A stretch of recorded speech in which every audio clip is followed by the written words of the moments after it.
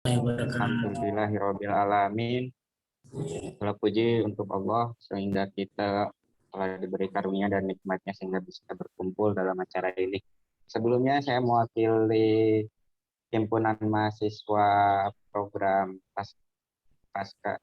program magister Fakultas Ekonomi Bisnis Islam UIN Sunan Kalijaga mengucapkan taqabbalallahu minna wa minkum, taqabbalallahu ya karim kepada semuanya. Mudah-mudahan kita selalu berada dalam karunia Allah Subhanahu wa taala. Mungkin sebelumnya kita awali pertemuan kali ini dengan bacakan basmalah bersama-sama. Bismillahirrahmanirrahim. Tidak memperpanjang kalam dari saya, mungkin hanya sebagai opening saja. Selanjutnya saya serahkan waktu dari mulai sekarang kepada moderator di sesi pertama, kepada Mas Mustafa. Waktu dan layar kami persilahkan. Baik, terima kasih kepada Mas Andi selaku penanggung jawab acara ini. Izin semua buat peserta, pemateri dan teman-teman organisasi, teman-teman himpunan. Baik, saya buka dulu ya. Assalamualaikum warahmatullahi wabarakatuh. Waalaikumsalam warahmatullahi wabarakatuh. Alhamdulillahirabbil alamin. Assalatu wassalamu ala alihi wa sahbihi ajmain.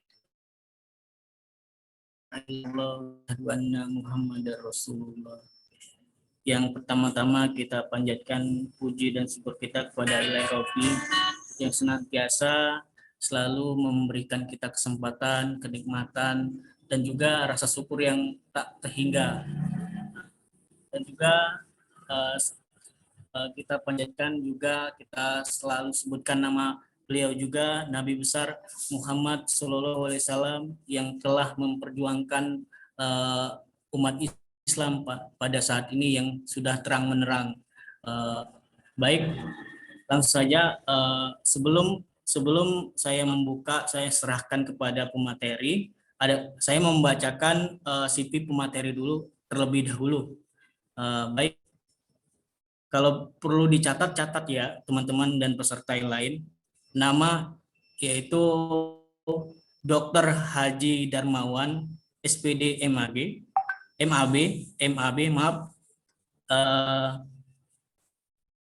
Terus alamat rumah, agama Islam, tempat tanggal lahir Tasikmalaya 27 Agustus 1976, agama Islam, alamat Komplek Bumi Cahaya Rencong nomor 9 20, Andir Kecamatan Blengdah Bandung. Nomor HP kalau perlu dicatat 0853 2074 9489. Emailnya darmawan.mpa@windowsleaf.com. Status bapaknya sudah kawin. Nama ayah dan nama ibu Ling Songdar dan Ardi Ningsi. Nama istri Haji Ihra Yusnita, SPD MAP. Dan di sini ada juga riwayat pendidikan. Nanti saya share juga kalau perlu CV bapaknya. Dari sini ada pernah Institute of Government Account and Finance. Dan juga di sini pernah di UPI Bandung, terus dia LAN Jakarta, UPI yang S2-nya UPI Bandung S2 Pendidikan Matematika angkatan 2007. Terus Universitas Islam Nusantara Bandung S1 Matematika angkatan 2006, Institut Keguruan dan Ilmu Pendidikan Bandung S1 Pendidikan Matematika angkatan 1994, SMA 4 Tasikmalaya Ilmu Fisika. Terus di sini pernah SD-nya SD Ciung 2 Tasikmalaya angkatan 1984. Jadi tadi saya urutun dari kuliah ya, baru tingkat SD. Di sini ada juga pernah mengisi acara ataupun pernah mengalami dunia pekerjaan di tahun 2001 sekarang, yaitu yang sekarang ini ya, asesor sekolah atau madrasah pada Badan Akreditasi Nasional Sekolah Madrasah. Nah, di sini kan saya tidak menyebut seluruhnya karena di sini lumayan, nanti saya share kepada teman-teman. Sekarang posisi Bapak ini sudah jadi asesor sekolah atau madrasah pada Badan Akreditasi Nasional Sekolah Madrasah. Di sini ada pernah menjadi pembicara nasional juga, narasumber sistem informasi pemerintah daerah dan rencana anggaran pemerintah daerah di Kupang, Nusa Tenggara Timur. Itu periode 2000 Maret 2021. Dan sini juga Bapaknya juga sudah memiliki sertifikasi asesor pendidikan 2021 tahun ini. Sudah memiliki sertifikat profesi dosen ilmu matematika tahun 2018, terus sertifikat ahli pengadaan barang dan jasa pemerintah tahun 2012, sertifikat profesi guru teknologi informasi dan komunikasi tahun 2009. Dan adapun yang lainnya nanti saya share ke teman-teman sekalian kalau perlu informasi tentang Bapaknya. Baik, untuk mempersingkat waktu, saya serahkan kepada pemateri langsung kepada Bapak Darmawan, SPD, MA, MBA, kami persilakan.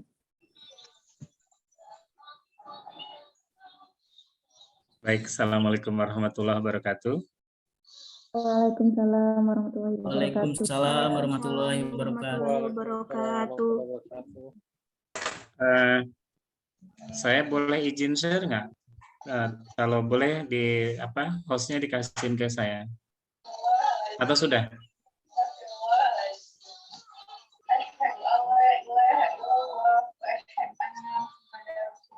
Waduh, saya di ru'yah ini.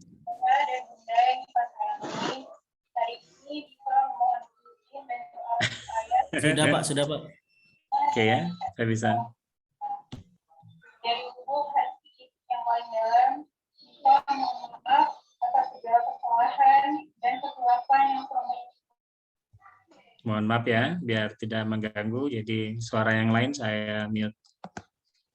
Baik, saudara sekalian, saya menerima permintaan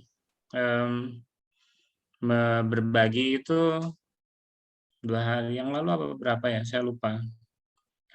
Saya bilang ke yang menghubungi saya, ke saudara narahubungnya, saya bilang begini, yakin nggak gitu mau mau ambil saya sebagai narasumber, apa nggak salah pilih gitu. Karena saya nggak spesialisasinya dalam menulis artikel ilmiah, bukan spesialisasi dari saya. Jadi saya lebih lebih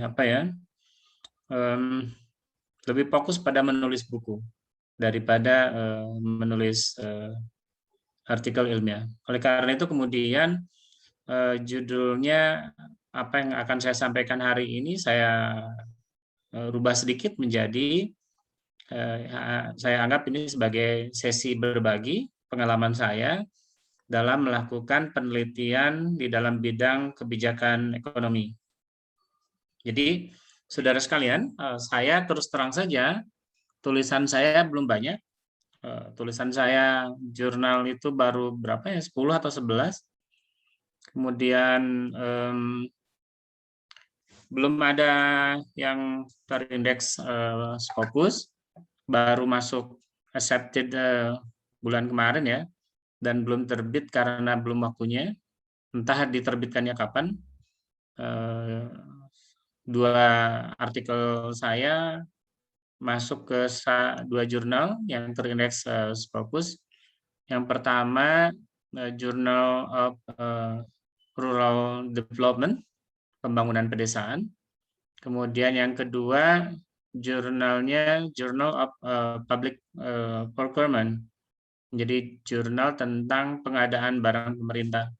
Nah, saudara sekalian, saya ingin berbagi yang itu sajalah minimal. Saya akan berbagi tentang pengalaman saya menulis artikel yang akhirnya diterima di jurnal terindeks baik itu. Sebelum masuk ke tentang itu, saya ingin jauh ke belakang dulu. Jadi, saya menulis artikel itu tidak sengaja untuk menulis artikel untuk kepentingan dipublish di jurnal ilmiah. Saya waktu itu diminta oleh salah satu lembaga negara untuk melakukan riset untuk kepentingan mereka. Saya kebetulan sudah bekerja buat mereka sebagai tenaga ahli itu sejak tahun 2018. Waktu itu pertama kali saya menjadi tenaga ahli dalam bidang monitoring dan evaluasi pendidikan dan latihan pada Pusdiklat pengadaan barang dan jasa, lembaga kebijakan pengadaan pemerintah, barang pemerintah. Nah, waktu tahun kemarin itu tahun 2020 saya diminta melakukan riset lain. Waktu itu ada bersamaan riset pertama tentang melakukan monitoring dan evaluasi untuk menghitung unit biaya pada konstruksi jalan raya, dan kemudian yang satu lagi tentang pengumuman tingkat kepatuhan pengumuman pengadaan barang. Jadi saya awalnya begitu, jadi tidak berniat menulis artikel jurnal karena terus terang saya nggak minat. Jadi saya agak bertanya-tanya juga apa cocok atau enggak gitu saya ngebawain ini. Makanya kemudian saya bilang ya ini saya berbagi sajalah pengalaman saya menulis dan kemudian diterima. Jadi pertama ternyata diterima di jurnal yang baik tuh nggak susah-susah amat gitu. Asal ditulis dikirim ternyata masuk juga, nggak butuh waktu lama. Hanya waktu tunggu berapa ya, sekitar 6 bulan untuk untuk mendapatkan jawaban yang baik. Sesudah 6 bulan kemudian dijawab. Nah, awal cerita saya mendapatkan pekerjaan itu, jadi dulu itu saya dapat telepon, katanya begini, Pak Darmawan bisa nggak meneliti tentang biaya pengadaan di bidang pekerjaan konstruksi? Nah, kata saya, boleh untuk bagaimana bentuknya. Nah, kemudian biasanya saudara sekalian di dalam ketika kita menjadi tenaga ahli untuk pemerintah itu selalu pekerjaan itu dimulai dengan KAK. Jadi ada acuan, kerangka acuan kerjanya itu apa.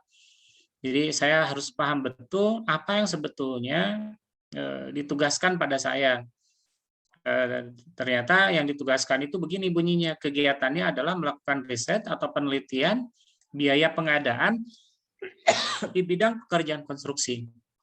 Nah, jadi saya bukan jenis peneliti yang akademisi ya, yang meneliti semata-mata untuk keperluan akademis, tetapi saya lebih praktis.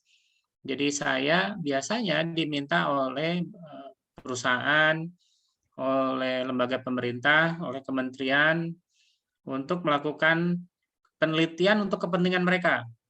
Ada yang untuk kepentingan membuat kebijakan tertentu, membuat keputusan-keputusan ya untuk internal mereka ataupun untuk pemerintahan pada umumnya. Ya, salah satu contohnya ini. Jadi melakukan riset penelitian ini. Nah, kemudian kenapa saya tertarik untuk mengerjakan ini? Pertama, terus terang, saya jenis orang yang menerima apapun jenis pekerjaan. Jadi, kalau ada orang meminta saya melakukan pekerjaan tertentu, saya berkecenderungan selalu mengiyakan pekerjaan itu. Jadi, saya cenderung kalau ada, Pak Darmawan bisa nggak ngerjain ini? Ya, gitu. Mungkin padahal saya nggak paham sama sekali. Tapi saya pada prinsipnya lebih senang menyebutkan iya dulu lah gitu. Persoalan kemudian saya bisa atau nggak bisa urusan belakangan. Jadi menurut saya itu mungkin gaya saya seperti itu ya bukan untuk ditiru juga karena belum tentu bagus. Nah, biasanya sesudah kita menerima KAK itu di dalamnya itu termasuk apa ruang lingkup pekerjaan kita. Jadi nanti kapan-kapan kalau Anda melakukan penelitian, diminta meneliti oleh perusahaan, oleh kementerian, oleh lembaga, oleh siapa saja Anda diminta itu, Anda harus jelas betul Anda mengerjakan apa itu. Nah, ini ada ruang lingkup. Jadi ruang lingkupnya itu pertama melakukan riset penelitian, katanya baik datanya itu mau primer, mau sekunder, diserahkan sepenuhnya pada saya. Kemudian itu mau saya membuat instrumennya bagaimana juga terserah saya. Mau itu mau survei, mau wawancara. Nah, kemudian di dalamnya posisi saya sebagai tenaga ahli.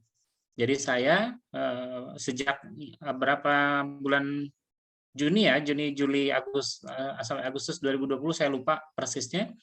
Saya kemudian menjadi tenaga ahli di salah satu direktorat yang lain di LKPP, yaitu Direktorat Monitoring Evaluasi Pengembangan (PMEP). Jadi kira-kira berarti saya sudah 3 tempat di LKPP itu. Direktorat Pusdiklat, Direktorat Katalog, dan yang terakhir ini di monitoring evaluasi. Nah, tugas saya itu selain kemudian melakukan riset itu kemudian menyusun laporannya juga. Jadi ujung dari hasil penelitian saya untuk pekerjaan yang Agustus ini adalah membuat laporan hasil. Ini nggak mesti begini. Misalkan untuk pekerjaan saya yang lain, saya diminta membuat modul gitu. Jadi saya melakukan penelitian, ujungnya membuat modul. Ada juga saya diminta membuat penelitian, kemudian ujungnya membuat instrumen. Jadi penelitian itu bisa banyak hal gitu. Kita bisa melakukan banyak hal. Nah, salah satu yang membuat biasanya kita melakukan atau tidak melakukan sesuatu itu karena ada biaya penyelenggaraan. Nah, karena saya pegawai negeri, saya agak berbeda posisinya. Jadi, karena saya pegawai negeri, saya tidak dengan mudah bisa dibayar oleh sesama sesama pemerintahan. Jadi karena saya pegawai negeri harusnya saya tidak dibayar lagi gitu. Kira-kira begitu. Oleh karena itu kemudian haruslah dicari jalan agar saya masih bisa tetap dihonor. Nah, kenapa saya bicara ini? Penting nih buat mahasiswa MES.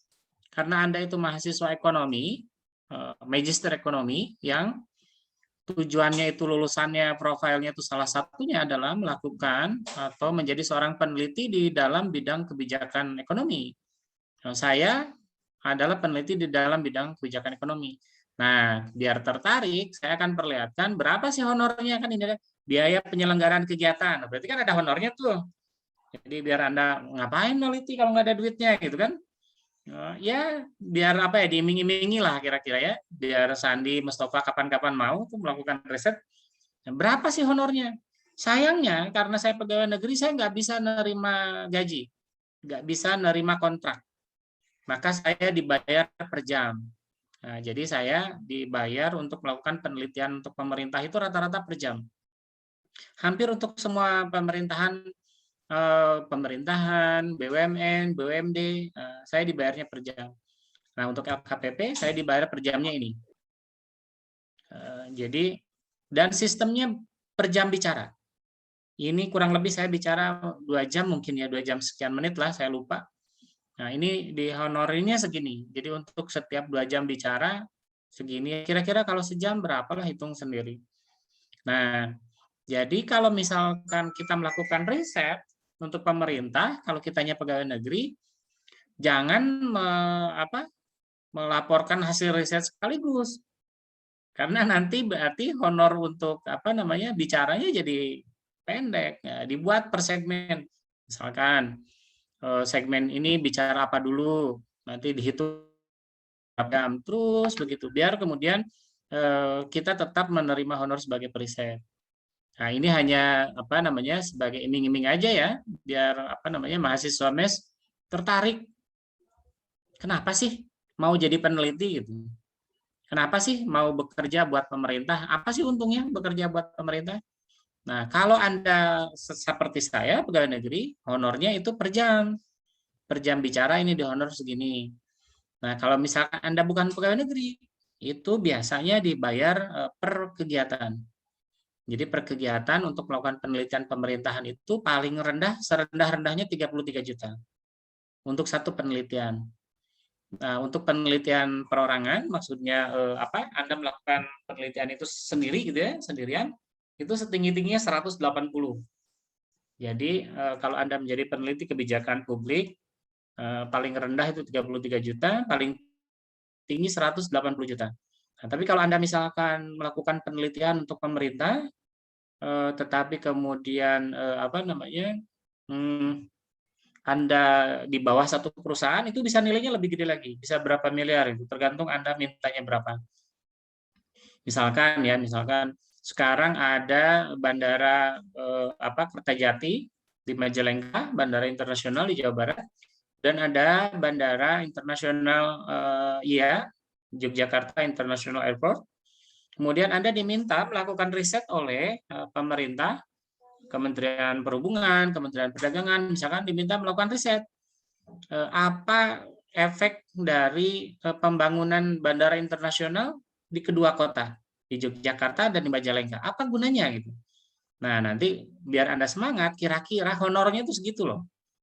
Kalau Anda pegawai negeri, ya di honor per jam.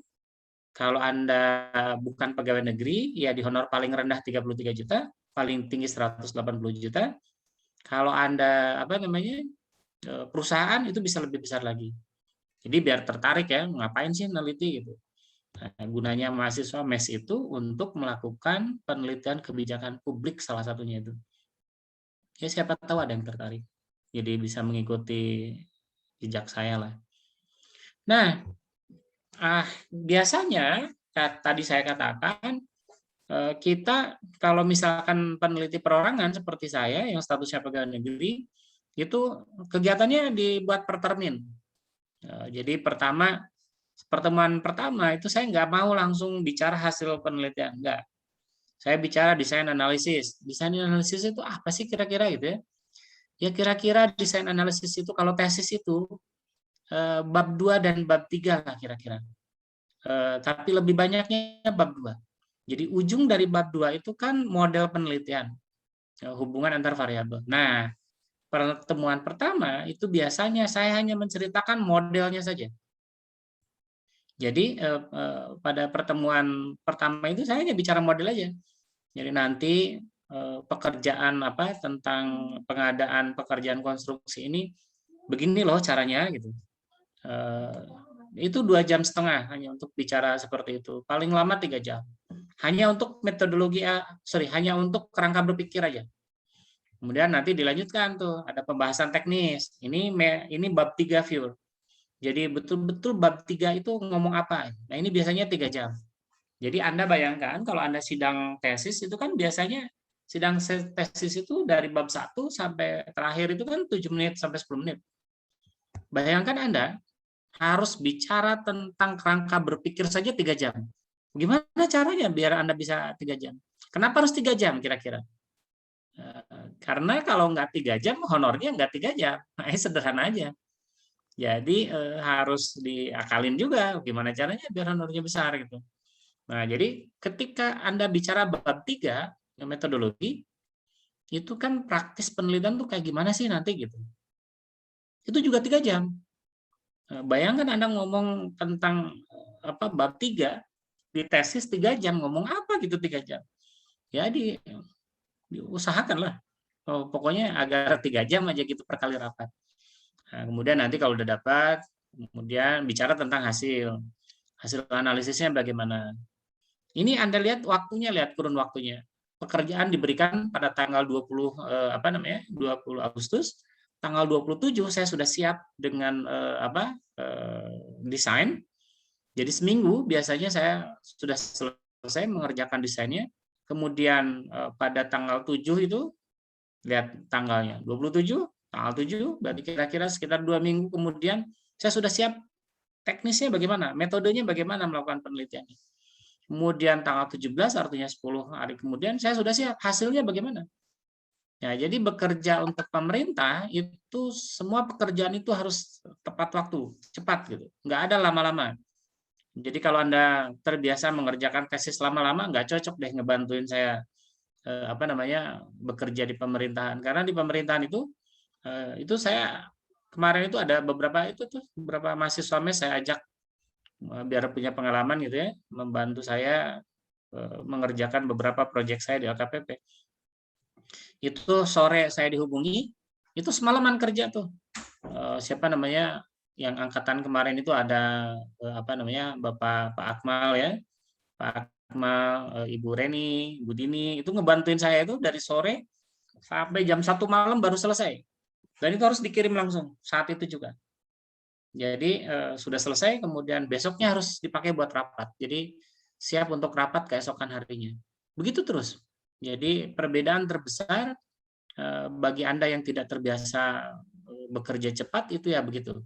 Jadi kalau Anda menulis artikel itu lama-lama nggak bisa, nggak cocok untuk bekerja di pemerintahan. Pemerintahan itu butuhnya ahli yang ngerjain apa-apa itu cepat. Jadi kalau misalkan direkturnya, menterinya, atau dirjennya bilang ingin gini, kita selesai hitungan jam. Sesudah itu kemudian dijadwalkan rapatnya. Jadi rapat tadi selisih 1 minggu bukan berarti kita seminggu bekerjanya, bukan. Bekerjanya ya hitungan jam. Sesudah itu baru jadwal rapatnya ditentukan. Nah, jadi kita kemudian kalau berhitung kira-kira berapa hari ya? 30 hari lah melakukan riset untuk pemerintahan itu. Nah, apa yang saya kerjakan itu buat pemerintah itu sangat beragam. Nah, salah satu contohnya artikel yang nanti saya mau ceritakan tadi itu. Misalkan ini, jadi saya bekerja untuk meneliti tentang pengadaan barang dan jasa. Pengadaan barang dan jasa di Indonesia itu besar sekali. Gitu. Tiap tahun itu naik terus tuh. Tahun 2019 misalkan, belanja barang dan jasa itu 545 triliun. Padahal anggaran belanja negara kita berapa itu? Terus tahun berikutnya, tahun 2020 itu udah naik lagi. Sampai 600 triliun lebih. Nah, kemudian saya dikasih data untuk kemudian diteliti. Itulah yang kemudian menjadi pekerjaan saya. Nah, kadang-kadang gitu kesimpulan seperti ini PU, PK1 dan seterusnya itu tidak langsung seperti ini. Jadi Direktorat PMEP itu atau manapun lembaga pemerintah, BUMN, BUMD, kadang-kadang nggak gini ngasih pekerjaannya. Kadang-kadang ngasih pekerjaannya gini. Ini adalah pekerjaan saya tahun 2020 juga sama. Itu bersamaan dengan mengerjakan mengerjakan konstruksi. Jadi saya diminta datang untuk membaca data ini. Jadi pertanyaannya sederhana waktu itu. Pak Darmawan katanya, ini kita di LKPP, oh ya, LKPP itu lembaga langsung berada di bawah Presiden. Jadi tidak di bawah Menteri. Jadi kepala LKPP itu bertanggung jawab langsung pada Presiden. Nah, waktu itu saya dipanggil untuk membaca data ini. Datanya gini aja. Kemudian Pak Darmawan, gimana katanya, apa pendapat Bapak tentang data ini? Nah, ini dia. Jadi kalau bicara di pemerintahan, kita nggak bisa mikir terlalu lama. Nggak ada waktu buat itu. Kita lihat, dan kita harus tebakan pertama. Gitu. Nah, jadi kita harus langsung tebakan pertama, apa bayangan kita tentang apa yang kita lihat itu. Jadi, apa sih ini gitu? Nah, saya langsung kemudian menjawab, oh ini Pak, kalau saya melihat data ini, saya memperkirakan ada kelemahan ini. Saya langsung jawab, apakah tebakan itu benar? Tidak penting. Jadi sebagai periset, tebakan Anda benar atau tidak itu nggak penting. Itulah yang disebut sebagai hipotesis. Jadi pertanyaan penelitian atau hipotesis itu adalah sangkaan, tebakan yang kita munculkan untuk kemudian kita buktikan. Jadi ketika saya pertama kali diberi data ini, ya saya tebak aja, oh masalahnya ini. Gitu. Jadi saya memperkirakan masalahnya adalah lembaga-lembaga pemerintah, kementerian itu tidak patuh untuk mengumumkan data pengadaan barang dan jasa. Jadi Maaf ya. Iya, Karin, Pak. Rin, ini tolong di mute, jangan ada suaranya ngeganggu. Jadi saya memperkirakan ada masalah kepatuhan kementerian lembaga untuk mengumumkan sesuatu. Jadi saya lihat ada masalah. Misalkan begini, kan saya lihat gini, dari 500 triliun, 540 triliun, hanya 400 triliun yang diumumkan. Pertanyaannya, 50 triliun kenapa nggak diumumkan?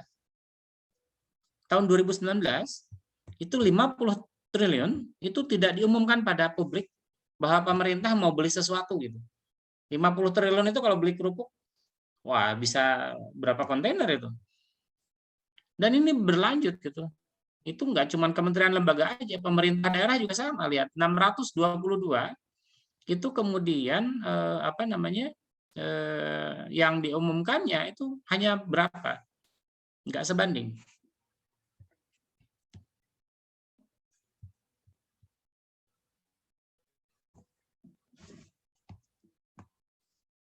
Bentar. Ini gambarnya masih bisa dilihat nggak?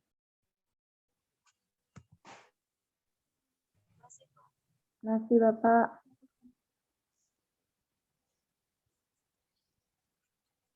Halo, suara saya masih bisa didengar? Masih, Pak. PPT-nya masih bisa dilihat? Masih, Pak. Betul ya, maaf. Ini ada gangguan di komputer saya. Iya, Pak.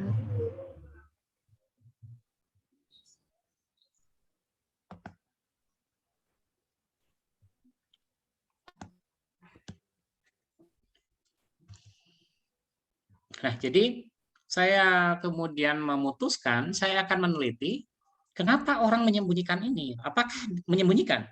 Jadi apakah 50 triliun itu dengan sengaja tidak diungkapkan pada publik gitu. Jadi ada pegawai pemerintah, BUMN, BUMD, pemerintah daerah dengan sengaja tidak menceritakan pada publik, ini loh Pemda Jawa Barat misalkan beli barang sekian triliun nggak dibilang-bilang itu. Apakah mungkin seperti itu? Dan kalau iya kenapa? Apa yang jadi masalah itu? Nah, saya bilang data ini begitu kira-kira isinya. Nah, kenapa saya mengambil kesimpulan seperti itu? Jadi berdasarkan data ini data itu sudah 3 tahun. Jadi pemerintah sudah punya data ini dari sejak tahun 2017. Dan mereka nggak tahu data ini harus dibaca sebagai apa. Saya begitu melihat ini, saya melihat ini harta karun itu. Karena Anda kalau Anda melakukan penelitian, itu dapat data itu susahnya minta ampun. Jadi yang paling susah di dalam penelitian mendapatkan data. Lah saya ini datanya dikasih gitu. Ya seneng aja lah. Saya tiba-tiba dikasih data untuk kemudian saya baca. Wah ini menarik kata saya. Kemudian dari data ini saya bisa menulis 5 artikel. Jadi data ini kemudian saya baca, pahami, dan kemudian ternyata kalau diseriusi ya kira-kira 5 artikel. Nah kemudian si data ini diolah,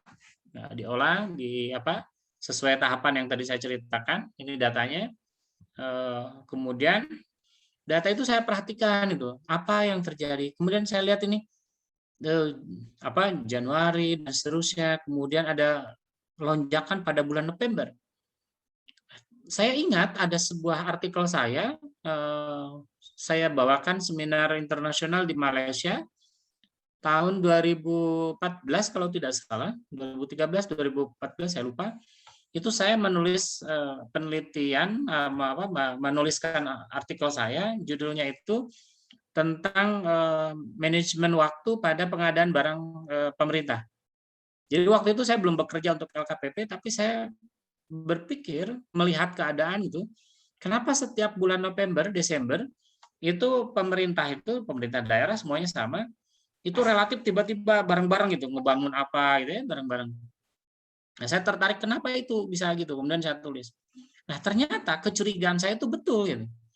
Jadi berdasarkan data aslinya menunjukkan memang pada bulan November itu ada lonjakan Jadi ada lonjakan pengeluaran pemerintahan. Jadi pemerintah mengeluarkan uang besar-besaran pada bulan November Desember. Nah, ini menurut saya buruk sekali. Karena itu akan berefek pada orang yang penting habis uangnya gitu. Nah, kenapa? Takut Anda nggak paham, karena nanti Anda juga akan bekerja di bidang ini. Pengelola keuangan negara yang baik, jadi kalau Anda nanti bekerja seperti saya dulu pernah menjadi pengelola keuangan negara. Jadi kalau Anda menjadi pengelola keuangan yang baik, siapa sih yang pengelola keuangan yang baik itu? Mereka yang menghabiskan uang. Mungkin buat orang yang nggak paham, kesannya lucu gitu. Jadi kalau misalkan Jufri nanti jadi pengelola keuangan negara, terus pada bulan November di tangan Jufri itu masih ada uang 1 triliun, pasti dipanggil, dimarahi. Jupri, kenapa ini masih ada uang? Padahal kan di kepala kita, uang itu kan harus dihemat, gitu ya, di sisa-sisa. Kalau jadi pengelola keuangan negara itu dimarahin. Nah, jadi kalau misalkan Sandi uangnya udah habis pada bulan November itu dikasih tepuk tangan, tepuk tangan hebat, uangnya habis, dikasih piala gitu. Nah, kalau pemerintahan itu begitu. Kenapa? Karena memang anggaran negara itu harus habis. Itu artinya perencanaannya baik. Nah, tetapi kalau di akhir bulan November itu tiba-tiba kita membuat lonjakan, itu ada yang salah. Nah, saudara sekalian, apakah kemudian ada solusinya? Nah, inilah kemudian saya membuat perkiraan. Apa yang terjadi pada tingkat kepatuhan pada pengumuman ini? Kenapa orang tidak mengumumkan gitu? Kenapa pegawai negeri ini tidak mau mengumumkan pengadaan barang dan jasa? Ini jadi masalah, ini uangnya triliunan ini. Bukan uang kecil. 2019 gitu. Misalnya Anda bisa lihat ini datanya pada 2017 itu yang diumumkan itu hanya 696 triliun. Hanya 67%, ya. Sisanya nggak diumumkan. 33% itu. Kemudian saya perkirakan kira-kira tahun 2020 berapa persen yang diumumkan? Ini kebetulan waktu itu kan risetnya tahun 2020. Jadi data 2020 belum ada. Saya dapat datanya 3 tahun, 2017, 2018, 2019. Nah, ini menarik itu. Apa yang terjadi? Kemudian saya coba pilah-pilah.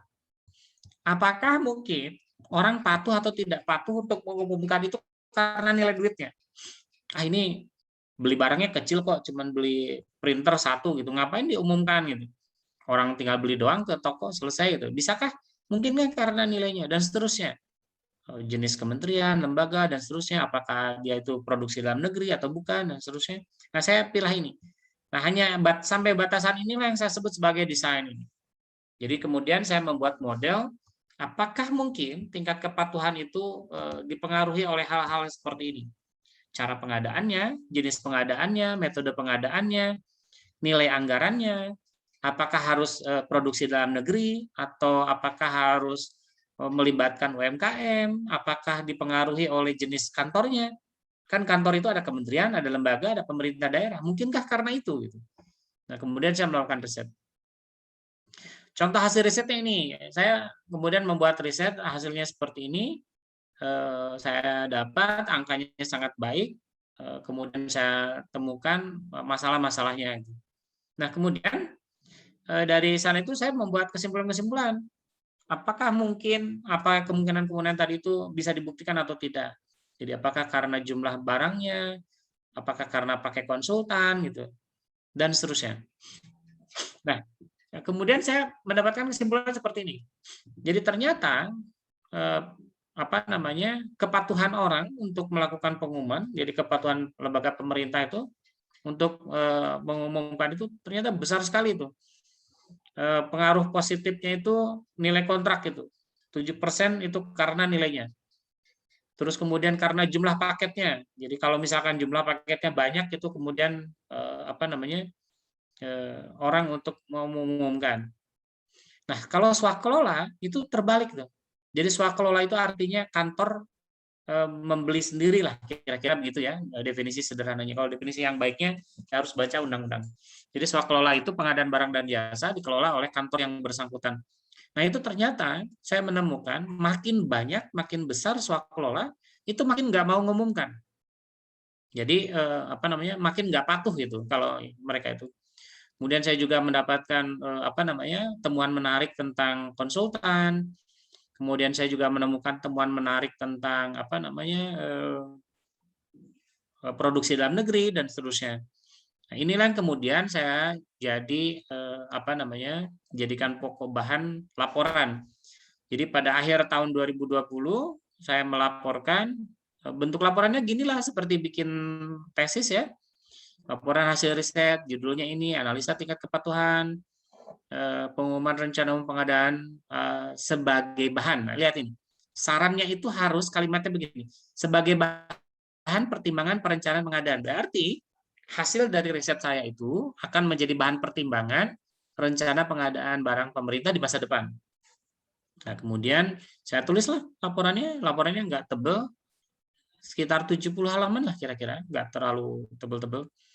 Nah, kemudian kira-kira gini lah, sama persis seperti nulis tesis, nulis latar belakang. Coba Anda lihat. Jadi kalau Anda bekerja di apa namanya di industri, di bisnis yang real, latar belakang itu tidak mendayu-dayu, tidak panjang lebar kemana-mana, itu langsung ngomong apa yang kita bicarakan. Misalkan saya ini mau bilang bahwa proses pengadaan barang dan jasa itu penting sekali untuk bidang saya, manajemen pengelolaan keuangan negara.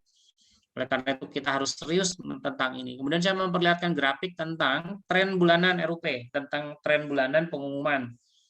Ya, karena orang kalau lihat gambar itu lebih mudah, kira-kira begitu. Daripada saya cerita tentang, oh ada kejanggalan nih pengumuman begini. Ah udahlah, pakai tabel, plok gitu. Orang akan lebih mudah baca cepat.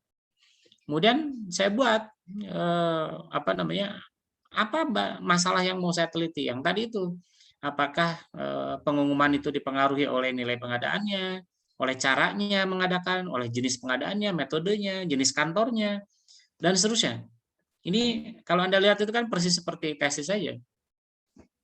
Saya juga buat kajian pustaka. Jadi apa sih yang disebut dengan patuh itu? Nah, dibuatlah kajian pustaka apa yang dimaksud dengan patuh. Nah, pada kasus pengadaan barang dan jasa itu termasuk jenis patuh yang mana? Gitu. Karena patuh itu kan banyak jenisnya. Kemudian nanti orang timbul pertanyaan, pengumuman itu apa? Pengumuman pengadaan itu apa? Gitu. Rencana umum pengadaan itu apa? Nah, ditulislah.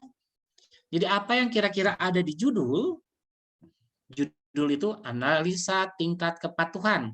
Berarti yang saya tulis pertama kali teorinya adalah teori kepatuhan. Lihat urutan ceritanya. Saya ulang. Judul saya adalah analisa tingkat kepatuhan. Maka pada kajian teori yang pertama kali ditulis adalah teori kepatuhan. Kemudian saya kepatuhan apa? Kepatuhan mengumumkan, pengumuman rencana umum. Jadi RUP itu rencana umum pengadaan itu apa? Kan gitu pertanyaannya. Nah, dijawab, rencana umum pengadaan adalah gitu. Jadi cara menuliskan laporan penelitian untuk kepentingan pemerintahan, cara mengerjakannya sama persis seperti tesis, seperti disertasi, seperti skripsi ya. Jadi apa yang ditulis di judul dijelaskan dalam kajian pustaka dan seterusnya. Sampai semua itu paham betul. Kemudian apa yang ditulis dalam metode penelitian? Enggak, jenis penelitian ini ada nggak perlu. Langsung aja sampel. Sampelnya apa, populasinya apa, biar cepat. Kemudian definisi operasionalnya apa? Jadi saya menulis definisinya itu ada 10. Dari mulai definisi tingkat kepatuhan itu apa, sampai dengan bagaimana cara mengukur tingkat kepatuhan. Kemudian hasilnya ini, hasilnya ya simpel-simpel gitu. Biar kemudian orang paham. Dan lihat kesimpulan dan sarannya. Jadi kesimpulannya ada 7. Dari mana 7? Karena pertanyaannya juga ada 7. Jadi pokok masalahnya ada 7, ya dijawab 7-7-nya. Apa gitu jawabannya. Kemudian apa saran saya? Kemudian saya tulis nih, terdapat beberapa saran kebijakan yang bisa dilakukan oleh Direktorat PMP. Ya tulislah sarannya apa. Seperti biasa, saya tetap menulis daftar pustaka. Menulis daftar pustaka seperti halnya seperti saya katakan tadi. Nah, dari laporan penelitian itu saya terus terang bertahun-tahun menjadi menjadi narasumber, menjadi tenaga ahli di kementerian, lembaga, di perusahaan. Tidak pernah sekalipun saya kemudian merubahnya menjadi artikel jurnal. Kenapa? Karena 2 hal. Pertama, seperti yang saya katakan sebelumnya, saya tidak tertarik menulis artikel, terus terang aja. Saya nggak suka nulis artikel. Saya lebih senang nulis cerpen gitu. Nulis puisi, kayaknya lebih lebay, lebih cocok buat saya. Tapi karena saya dosen, ya saya harus menulis artikel. Nah, masalah mulai timbul. Masalah yang kedua, selain saya tidak suka nulis artikel, ternyata data yang saya dapat dari orang yang memberikan saya pekerjaan itu tidak selamanya boleh dibuka publik. Saya masih ingat dulu, saya pernah membantu Bank Indonesia untuk mengajari pegawainya bagaimana caranya menjadi kreatif. Being kreatif itu gimana sih caranya gitu. Jadi saya membantu Bank Indonesia membuat para pegawainya menjadi lebih kreatif. Saya ingat betul kalimatnya. Waktu itu mereka itu kan apa namanya? Saya pikir kalau ke kantor itu kan bawa laptop, bawa flash disk, bawa apa. Nah, pegawai BI itu keluar masuk diperiksa itu. Nggak boleh bawa data. Keluar nggak boleh bawa data. Artinya, saya juga kalau punya data BI, itu nggak boleh, wah ini Jupri lagi meneliti BI nih, saya kasihin datanya, nggak bisa, nggak boleh. Jadi, itu pun ada dalam kode etik penelitian. Jadi, kalau misalkan Anda nanti melakukan penelitian tentang sebuah lembaga, biasanya jurnal yang di sana itu nanya, apakah data yang Anda gunakan itu bersangkutan tentang lembaga tertentu, organisasi tertentu, katanya. Jika ya, apakah Anda sudah mendapatkan izin untuk melakukan riset untuk hal itu? Jadi, kalau tanpa izin nggak boleh. Jadi itulah sebabnya kenapa saya nggak pernah menulis artikel untuk lembaga-lembaga yang saya menjadi konsultan di dalamnya. Karena memang nggak boleh, kode etiknya begitu. Coba Anda bayangkan begini. Saya menjadi konsultan untuk BRI, untuk strategi bisnis mereka. Kemudian strategi bisnis itu kemudian saya upload di jurnal. Dibaca banyak orang. Berarti strategi bisnis BRI dibaca dong sama BCA. Dibaca dong sama BTN. Mau nggak mereka? Nggak akan mau. Nah, itu maksud saya. Jadi ketika Anda menjadi konsultan, ketika Anda menjadi tenaga ahli, menjadi staf ahli di kementerian lembaga, di perusahaan tertentu, tidak semua data Anda boleh sebar pada orang lain. Tapi bolehkah? Boleh aja, asal dapat izin. Jadi kalau dapat izin boleh. Nah, yang saya lakukan kemudian begitu.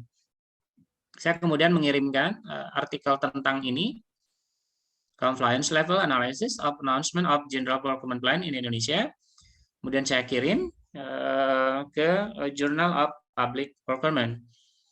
Ini terindeks Scopus. Kemudian waktu itu mereka tanya tuh, ini kok penelitian katanya tentang lembaga negara gitu. Lembaga negara bertanggung jawab langsung pada presiden. Anda punya izin nggak katanya?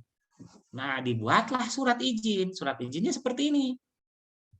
Surat izin diberikan pada ini. Jadi Darmawan berdasarkan apa framework riset selama tahun 2020 yang dilakukan di Direktorat Perencanaan, Monitoring dan Evaluasi, dilakukan oleh Darmawan, alamat emailnya ini, bekerja sebagai pegawai di Sunan Kalijaga. Kami memberikan izin pada yang bersangkutan, person to use the data, untuk menggunakan data, and then use it for scientific publication. Jadi saya boleh menggunakan data katanya, data yang digunakan untuk saya teliti selama tahun 2020 itu kan saya punya data gede tuh, berapa giga. Datanya boleh digunakan untuk saya riset, memang saya ditugaskan sama LKPP. Tetapi yang paling penting adalah bahwa saya diberikan izin untuk mempublikasikan for scientific publication. Jadi karena saya dikasih izin untuk mempublikasikan, ini ada dua izin yang diberikan. Pertama, Compliance Level Analysis of Announcement of General Procurement Plan in Indonesia. Yang kedua, Analysis of Organizational Maturity of Procurement Work Unit in Indonesia. Nah, kedua ini sudah diberikan izin, saya boleh mengupload di jurnal ilmiah manapun. Nah, kebetulan jurnal ilmiah yang kemarin itu minta nih surat ini, ya saya kirim. Nah, jadi hati-hati ketika mengirimkan artikel jurnal, itu mereka akan meminta apakah kita punya izin untuk menggunakan data. Kalau datanya itu bersifat data yang berasal dari sebuah lembaga tertentu atau entitas tertentu. Nah, kemudian sudah dikirim, ya beberapa bulan kemudian dapatlah surat ini Jadi diterima katanya. Kemudian apa namanya, ucapan selamat, sudah melakukan riset ini, katanya risetnya berasal dari negara yang menarik, metodologi yang digunakan juga baik itu.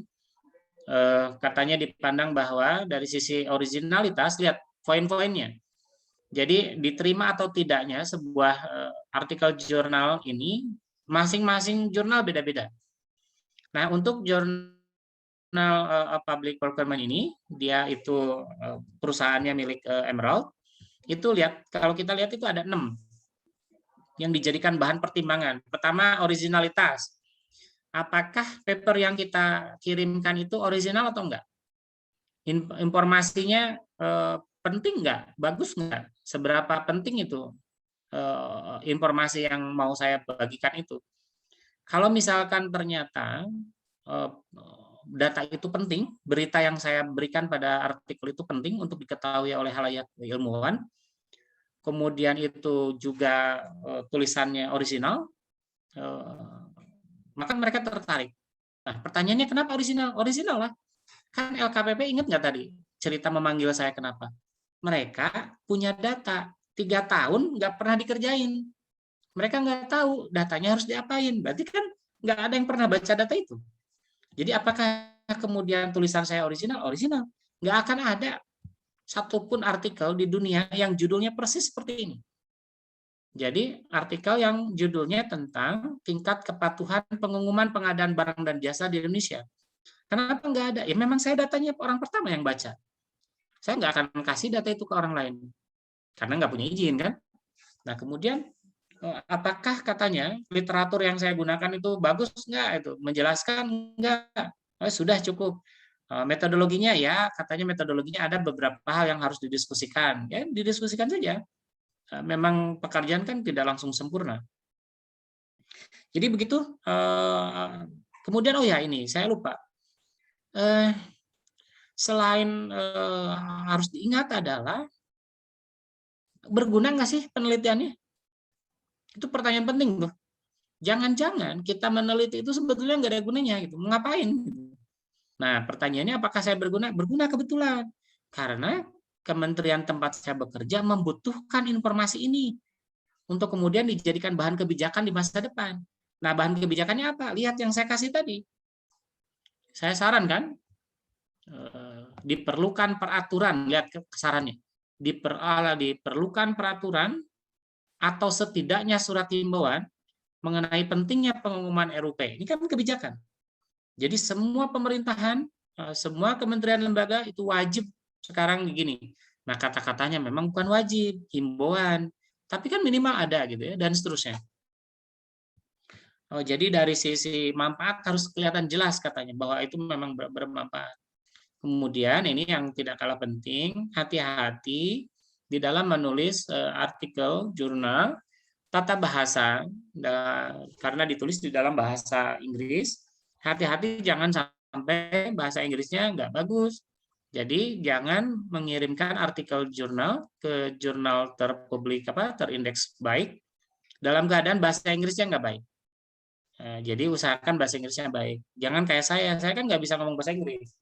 Saya cuma bisa ngomong 2 bahasa. Itu pun masih belajar bahasa Sunda dan bahasa Indonesia. Selain itu saya nggak bisa. Nah jadi hati-hati tuh katanya tuh kalau membuat apa sih yang mereka timbang dalam sisi kebahasaan gitu ya. Lihat kata-katanya. Has attention been paid to clarity expression? Mana ini yang paling pentingnya? Such as sentence structure. Jadi katanya yang paling penting itu adalah struktur bahasa, grammarnya ya, struktur bahasanya. Jargon yang digunakan, akronim. Jadi akronim, jargon itu harus mudah dipahami. Jadi, orang ngerti gitu ya mau apa. Kemudian dikomunikasikan dengan baik. Nah ini memang jadi pokok masalah buat kita di Indonesia. Kita nggak lazim berbicara dalam bahasa Inggris, pun menulis dalam bahasa Inggris kita nggak rajin. Nah, saudara sekalian, ini mungkin menjadi bahan pertimbangan buat Anda nih. Jadi kalau mau nulis jurnal yang baik dan diterima di jurnal yang baik juga, perhatikan ke 6 hal ini. Originalitas, hubungan variabel, metodologi, kesimpulan, saran, dan kualitas komunikasi. Jadi buat mereka itu yang penting itu 6 itu katanya. Perhatikan ini.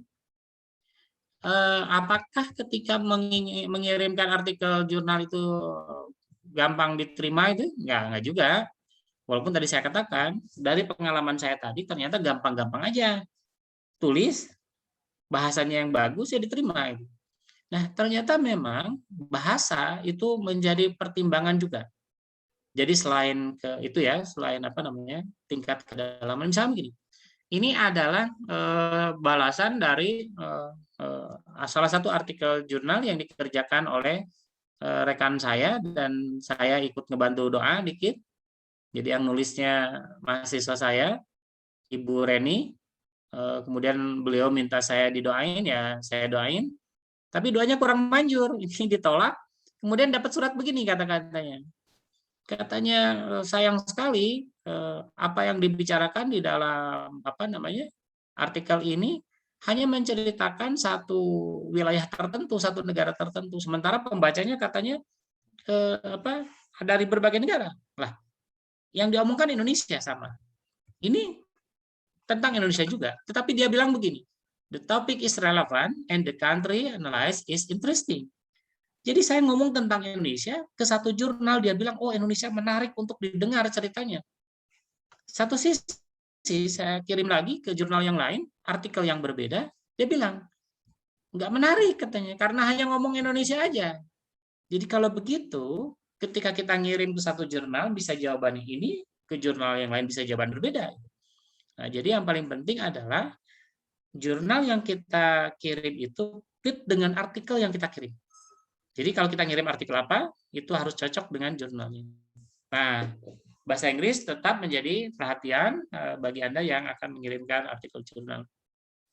Saudara sekalian, itulah pengalaman saya iseng-iseng menulis artikel. Saya nggak begitu serius menulis artikel.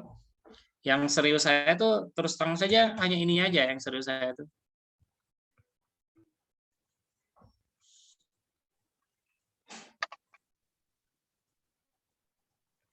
Nah, ini aja. Yang serius saya hanya sampai sini. Nah, artikel itu hanya bonus lah buat saya, biar menjadi pemicu semangat gitu. Dan semoga Anda pun kemudian terpicu semangatnya untuk menulis artikel yang baik. Pilihannya dua, dapat ini atau dapat email dengan ucapan yang menyegarkan, menyenangkan hati. Emailnya ini. Nah, ini. Anda pilih yang mana boleh, terserah. Yang penting menurut saya ucapkan selamat menulis. Saya akan sangat senang jika saya bisa diberikan kesempatan menulis bersama Anda, jika Anda tertarik menulis bersama dengan saya. Tetapi kalau menulis dengan saya, izinkan saya untuk jangan sekedar memberikan doa, berdoa, oh ya semoga artikel jurnalnya diterima, kemudian nama saya dicantumkan, tapi berikan saya keleluasaan yang besar untuk merombak jika kemudian menurut saya ada yang tidak cocok.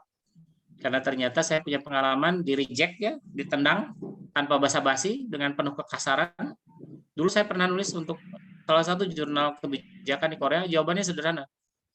Tulisan saudara itu sangat buruk, tidak sesuai dengan kualifikasi kami. Udah gitu aja, kan nggak sopan. Ya, tapi saya terima saja, memang begitu adanya. Baik, kira-kira begitu pengalaman saya. Saya bukan penulis artikel yang baik, saya sudah katakan dari awal. Nanti Ibu Dini itu adalah penulis artikel yang hebat, nanti boleh belajar ke beliau. Saya hanya ya numpang nulis lah kira-kira, biar agak keren kelihatan kayak dosen. Saya kembalikan ke moderator. Saya ucapkan terima kasih sudah berkenan mendengarkan.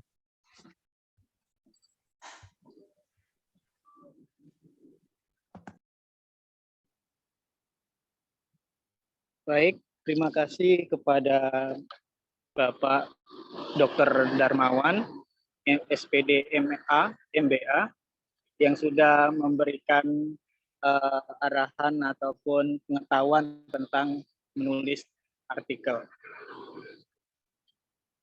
Ya, untuk teman-teman sekalian yang ingin menanya ataupun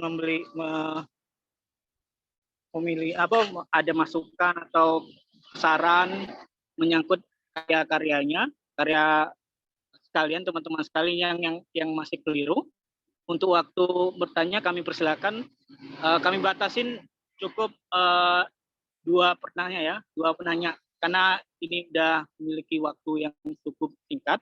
Saya ambil 2 penanya ya, dari perempuan dan laki-laki. Untuk teman-teman sekalian yang ingin nanya, silakan. Izin bertanya. Ya, silakan, Mbak. Selamat siang, Pak. Izin bertanya ya, Pak. Terkait yang submit artikel, kira-kira pengalaman ditolaknya yang paling menyakitkan itu seperti apa ya, Pak? Bisa sharing, dan untuk menghadapi atau untuk membentuk mental ketika kita itu di-rejected oleh jurnal itu seperti apa baiknya, Pak? Terima kasih.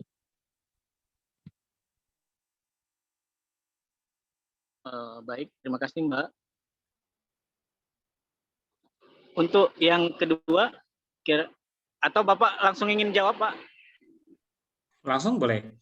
Begini, rejected yang saya pernah rasakan itu, yang paling menyakitkan itu bukan yang dari Korea. Saya justru yang paling menyakitkan dari Indonesia. Jadi ceritanya, saya berteman baik dengan pengelola ini dan bersepakat untuk menerbitkan artikel saya di situ. Dia Sinta 2. Tetapi menulis bersama itu begitulah romantikanya. Kita menulis bersama itu bertiga. Saya, mahasiswa saya, dan 1 dari kementerian. Nah, yang dari kementerian ini entah gimana ceritanya, tiba-tiba mundur, nggak mau lanjut. Lah, kita yang jadi masalah, data dari kementerian itu kan bukan data yang sifatnya terbuka. Jadi kalau misalkan kita punya data nih dari kementerian, kemudian kita upload di jurnal, si orang kementeriannya mengundurkan diri. Lah, saya nggak punya kekuasaan untuk nampilin itu lagi. Akhirnya kan saya batalin tuh. Saya mengajukan penarikan, istilahnya penarikan. Jadi saya mengajukan penarikan artikel. Saya tidak batal gitu deh kira-kira ya. Saya membatalkan penerbitan artikel itu. Kemudian artikel itu kemudian tidak jadi diterbitkan karena saya juga tidak berani menerbitkan artikel itu kalau rekan saya yang dari kementerian itu, salah satu kementerian lah ya, nggak perlu disebutkan namanya, nggak enak gitu. Ya begitulah kira-kira. Malu sekali saya, luar biasa, karena saya nggak punya alasan yang cukup baik gitu untuk membatalkan itu. Masa saya bilang ke jurnalnya, saya harus bilang begini, saya mohon maaf, saya batalkan penerbitannya karena salah satu rekan penulis saya membatalkan, kan nggak mungkin. Saya tulisnya kan, saya mohon maaf, saya menarik tulisan saya karena beberapa hal pribadi yang tidak bisa saya sebutkan, selesai. Tapi akhirnya saya nggak dipercaya lagi. Nah, beberapa bulan kemudian, saya kemudian kirim artikel baru dengan komposisi penulis yang baru, dan saya jamin itu akan terbit di Sinta 2 itu. Kemudian datanya juga data aman, data yang bersifat publik itu. Saya masih ingat itu penolakannya, nggak babi bu, langsung kirim email tulisannya reject gitu. Artikel saudara tidak memenuhi kualifikasi untuk jurnal kami. Kami sarankan artikelnya dikirimkan ke jurnal yang lain yang lebih tepat. Udah gitu. Itu kan artinya artikel kita buruk sekali gitu. Dan kemudian bagaimana saya menyikapinya? Ya saya kemudian menjadi lebih hati-hati. Saya sadar betul bahwa menulis bersama itu nggak nyaman betul. Ada satu artikel saya submit di jurnal terindeks Scopus, itu melibatkan satu teman saya dari luar. Saya asalnya mau bayar biaya publikasi, sudah sepakat gitu ya, 25 juta. Kemudian berapa per orang gitu. Dia tiba-tiba nggak mau bayar gitu. Nah, saya kan nggak mungkin ngebatalin itu. Gimana caranya ngebatalinnya? Nanti nama saya jelek lagi. Nanti lama-lama orang saling ngasih tahu, jangan terima artikelnya Darmawan, dia mah suka tiba-tiba ujuk-ujuk ngebatalin gitu. Kenapa itu penting? Bayangkan orang sudah menentukan artikel ini jadi, artikel ini jadi, artikel ini jadi. Kemudian tiba-tiba mengundurkan diri, menarik artikelnya. Berarti pihak jurnal, pihak editor harus mencari jurnal lain. Menyeleksi lagi, butuh waktu. dan itu nyusahin orang gitu. Kira-kira begitulah kira-kira ya. Jadi pengalaman paling buruk saya itu didapat karena saya tidak bisa dipercaya. Oleh karena itu kemudian saya menjadi lebih hati-hati agar bisa dipercaya oleh pengelola jurnal, karena mereka baik-baik sama saya. Terus terang, semua jurnal yang saya terbitkan itu rata-rata hubungan pertemanan. Ya, saya nitip ke teman, temannya butuh tulisan, itu kan simbiosis mutualisme. Jadi sebetulnya jurnal itu membutuhkan tulisan, terus terang aja. Jadi jurnal itu membutuhkan tulisan, kita membutuhkan jurnal. Jadi sama kan? Sama-sama membutuhkan. Ya kira-kira begitu. Jadi sabar, ditolak itu hal yang biasa. Ya seperti nembak lah. Nembak orang, kemudian orang yang nolak ya wajar aja. Ya kira-kira begitu. Ya untuk pertanyaan berikutnya silakan. Saya, Pak. Baik, terima kasih. Gimana siapa Mbak? Iya, saya ingin bertanya, apakah ketika kita Mbak, menjadi mohon maaf sebelumnya Mbak. Iya. Mohon maaf Mbak. Ini Iya. yang menanya yang tadi apa yang baru ini Mbak? Yang baru, ya yang tadi kan 2 orang baru yang disebut yang pertama itu, Mas. Ya. Ya. Jadi boleh bertanya, Mas?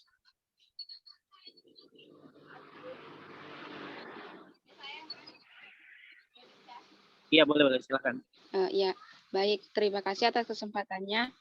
Saya akan bertanya, apakah ketika kita menjadi peneliti di suatu lembaga pemerintahan maupun di suatu perusahaan seperti itu, hasil penelitian yang kita peroleh, apakah harus sesuai dengan yang diminta atau yang diharapkan oleh lembaga yang membiayai penelitian kita, Pak? Seperti itu. Kebetulan saya pernah mendengar bahwa penelitian yang dibiayai oleh suatu instansi itu tidak bisa dipercaya begitu saja seperti itu. Karena mungkin hasil penelitian tersebut tidak memberikan atau menyuguhkan hasil yang sebenarnya. Karena kita kan dibiayai oleh suatu instansi itu, seperti itu. Terima kasih. Langsung dijawab ya. Baik, hemat saya sebetulnya peneliti itu harus menjadi orang yang paling jujur, menceritakan apa adanya. Baik, hasil penelitian saya yang paling utama, yang itu ya, masih artikel yang sama itu, masih tentang pengumuman. Salah satu hasilnya itu adalah ditemukan bahwa tingkat pengadaan barang dan jasa pada pengadaan produksi dalam negeri bermasalah. Apakah itu kemudian tidak saya publish? Publish itu. Oh ya, tapi belum terbit ya, itu belum terbit tulisannya. Efeknya apa? Efeknya Pak Jokowi marahin Pertamina. Tahu itu Pertamina? Pertamina itu pengadaan barang dan jasa, pengadaannya PDN-nya nggak jelas, jadi produksi dalam negerinya nggak jelas, itu keputusannya direksinya dipecat semua. Jadi Nela jangan, Nela ya kalau nggak salah namanya, Nela jangan takut kalau menulis itu tuliskan apa adanya. Itu selevel presiden setuju tuh bahwa pengadaan barang dan jasa kita pada produksi dalam negeri itu bermasalah, dan kemudian masalah itu diselesaikan. Misalkan pada kasus Pertamina direksinya semuanya dipecat itu. Ini kan saya mana produksi dalam negeri ada nggak di sini? Saya udah tulis tuh. Produksi dalam negeri berapa persen mana ya? Nah, ini kan nomor 9, itu tingkat kepatuhan karena kewajiban PDN. Hasil riset saya itu kemudian menunjukkan bahwa ada masalah itu. Jadi ada masalah pada pengadaan barang jasa pada produksi dalam negeri. Dan efeknya kemudian sekarang saya diminta untuk melakukan riset secara menyeluruh oleh LKPP ya, oleh Presiden melalui LKPP. Saya diminta melihat datanya gede, gila-gilaan gitu, 2 giga lebih. Saya diminta mencari tahu sebetulnya dalam produksi dalam negeri itu apa sih, ada masalah apa sih gitu. Jadi barang yang dibeli oleh pemerintah itu ada ada produksi dalam negeri dan masalahnya apa sebetulnya. Saya lagi mencari mahasiswa sebetulnya, lagi cari asisten 2 orang untuk membantu saya meneliti produksi dalam negeri ini. Tapi ya seperti saya udah bilang dari awal, honornya diajak jalan-jalan makan-makan, nggak ada honornya. Karena kalau untuk honornya, saya bukan perusahaan masalahnya. Kalau saya perusahaan, honor meneliti buat negara itu besar sekali Nela. Tadi saya katakan untuk apa namanya perorangan aja kalau bukan pegawai negeri bisa sampai 33 sampai 180. Sayangnya saya pegawai negeri. Jadi kalau pegawai negeri nggak bisa digaji. Nah, jadi Nela karena digaji besar oleh negara, oleh perusahaan, harus menceritakan apa adanya. Dan Nela begini, kalaulah kira-kira lembaga yang bersangkutan itu tidak setuju menerbitkan, mempublikasikan hasil penelitian kita, itu mereka tidak akan mengeluarkan surat izin. Yang tadi saya sudah tunjukkan ya. Jadi di dalam melakukan riset itu, surat izin itu menjadi pokok penting. Surat izin itu bentuknya seperti ini. Ini jurnal-jurnal yang baik, jurnal yang terindeks Scopus biasanya minta surat ini. Jadi kalau misalkan ya, pemerintah menganggap hasil penelitian saya itu berbahaya untuk diceritakan pada orang lain. Misalkan saya melakukan riset tentang alutsista misalkan ya, tentang sistem apa namanya senjata di negara kita. Kemudian saya upload, itu berbahaya. Pasti pemerintah nggak akan ngeluarin surat ini. Surat ini nggak akan keluar. Jadi kalau misalkan saya meneliti buat perusahaan, misalkan saya kemarin bekerja untuk Perum Peruri misalkan. Di Peruri itu ternyata ada masalah. Apakah saya boleh menceritakan masalahnya sekarang ini di depan mahasiswa? Tidak boleh. Kenapa? Karena nggak ada izinnya. Gitu ya. Jadi kalau misalkan perusahaan melihat ada yang bermasalah di dalam perusahaannya, di dalam bisnisnya, kemudian dia tidak ingin itu kemudian dipublish di jurnal ilmiah, dia tidak akan mengeluarkan izin. Nah, Anda pun akhirnya jadi tidak bisa mempublikasi itu. Jadi begitu ya. Jadi kalau Nela apa namanya mengatakan hasil penelitian dari perusahaan itu tidak bisa dipercaya, itu hanya untuk peneliti yang memang tidak bisa dipercaya. Saran saya, jadilah peneliti yang bisa dipercaya orang, karena sekali Anda tidak bisa dipercaya, itu nggak akan dapat lagi kepercayaan itu. Persis seperti saya di reject tulisan itu. Ingat tadi? Hanya gara-gara saya pernah narik tulisan saya, kemudian saya nggak bisa lagi nulis di situ. Nah, saya pacantel itu apa ya bahasa Indonesianya? Pacantel itu berbaikan ya. Nah, saya kemudian berbaikan lagi dengan jurnal itu hanya karena saya mau menjadi dewan redaksi di jurnal itu. Sekarang saya jadi dewan redaksi di jurnal itu dan ya berbaik-baik lagi lah. Nah, itu susah mau berbaik-baik lagi tuh. Saya sesudah mereview kurang lebih 6 ya. Saya mereview 6 jurnal dan kemudian mereject 3 jurnal diantaranya. Jadi 3 jurnal saya reject gitu. Nanti saya perlihatkan ya. Contoh apa kita mereject itu bagaimana sih gitu. Nah, sesudah berbaikan seperti itu baru kemudian apa berteman baik lagi lah gitu. Nanti kalau Anda mau lihat tulisan saya hasil review itu sederhana itu. Misalkan kemarin itu ya, tadi kan ada pertanyaan pertama, saya mereject itu kenapa sih? Nah, jadi biar Anda jadi